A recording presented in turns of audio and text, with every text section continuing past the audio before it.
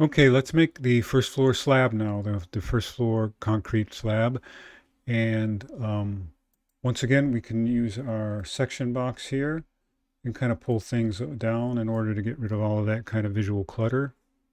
And I'll go back to that isometric corner.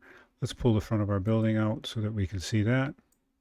And now we're ready to look at putting a slab inside of here. And let's go ahead and let's see if we can do that just by looking at level 1. Looks like we have everything we need here. So I'm going to go to architecture. I'm going to go to floor, architectural, and we'll make a, let's see what's available to us. We can just go generic 12 inches. That's way more thick than we need it, but that just seems to be a handy one there.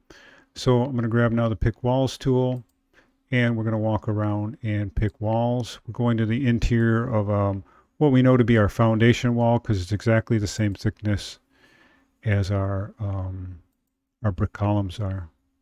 So I'm now just walking around and picking the appropriate surfaces, and I think I have them all. So I'm going to click off with the Modify Build button, and I'm going to use the Join tool, and I'm going to start connecting these.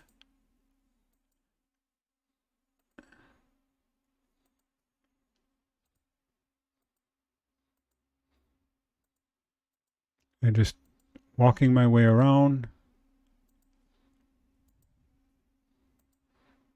Now there's no concrete here because that'll be part of the sidewalk, and it's the same thing with this bump in over here. And we'll get to that in one of the future modules. Okay, so it looks like I have the slab connected correctly. It's on level 1. It's a floor generic, so I think I have everything set correctly. So I'll just click complete. And once again, no attachment. And we have our floor system constructed for us. And let's go ahead and look at that in the model view. And there we go, we have a floor system.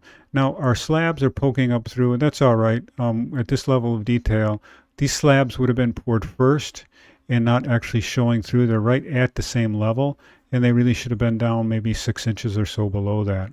As a matter of fact, we can just actually select these. We know that our slab is, I'm going to hit Control and grab these. And I'm getting a little bit of a weird graphic feedback, but I know that I've selected those because they're showing up over here, and they have no offset. So I'm just going to take this and make this a negative 1 foot and hit apply.